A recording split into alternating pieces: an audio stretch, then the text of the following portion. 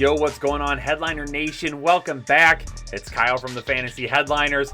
I've missed you all dearly. Haven't been on the last few breaking news shows. Jake's been holding it down, doing a great job. Glad to be back at it, though. And we've got some breaking news coming across Twitter right now. It seems Chris Carson is headed back to Seattle on a 3-year deal. Now, just over 24 hours ago, we were hearing that Chris Carson could potentially be headed to Miami.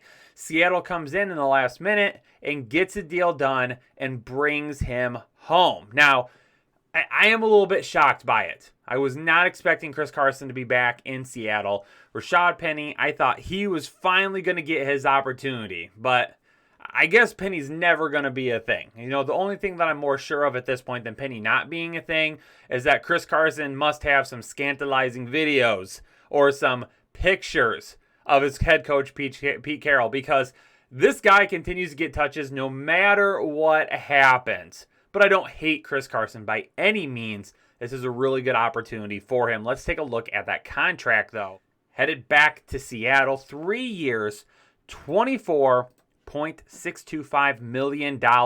And the big thing here is that Seattle can void the contract after 2 seasons. So, yes, it is a 3-year deal, but only likely in town for another 2 years. Now, a lot of people might not realize this, but Chris Carson is still pretty young. He's only 26 years old right now. He's been in the league only 4 years. I think part of the issue that we have with Chris Carson is he's always seems to be dealing with some sort of an injury. Had an injury his rookie year in 17. Had an injury in 18 and only played in 14 games. In 2019, a career high in rushes, played in 15 games, a career high in yards.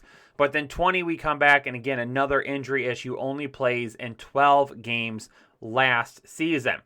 But every single year that he has been in the league, 4 yards per carry, had 4.8 yards per carry in 2020, which was a career high for him. He's not slowing down.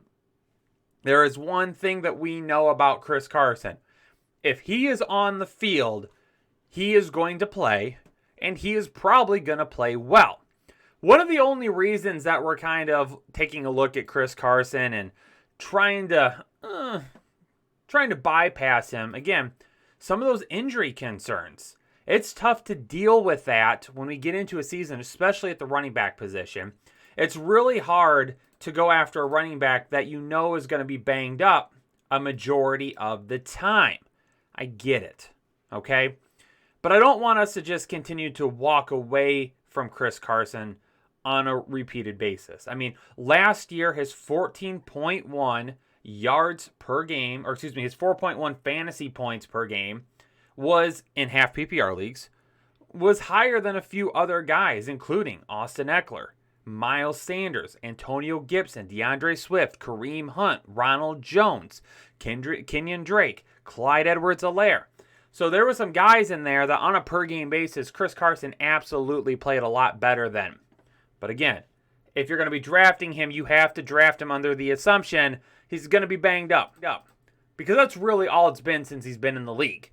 If he's on the field, though, he's putting together either very high RB2 numbers or low RB1 numbers. Best case scenario for Chris Carson is you potentially get him as your running back 3. You know, something I'm kind of seeing play out right now, and we'll see more of it over the offseason, is a draft scenario where you can potentially go with like Derrick Henry, you know, there in the first round.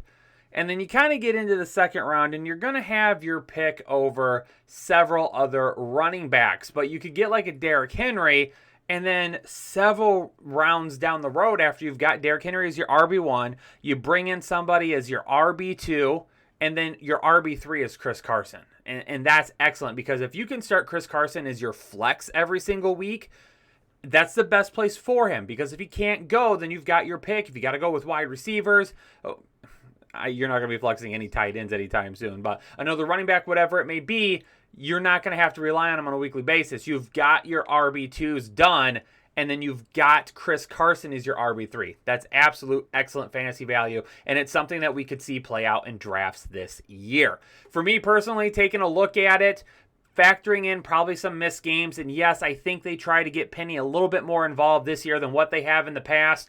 Me personally, I think we're looking at like a mid RB2, maybe mid RB2 or kind of on the back end of the RB2 status for Chris Carson. But again, if I'm factoring in some missed games with him, he's going to be right around on that point per game basis, probably more towards a high RB2. But something to keep an eye on as the ADP kind of evens out and we see it play out over the offseason where he may end up landing. Headliner Nation, do me a favor. If you're new here to the Fantasy Headliners, make sure you hit that subscribe button. Make sure you comment down below. What do you think of this re-signing? And last but not least, hit that like button if you appreciate the content.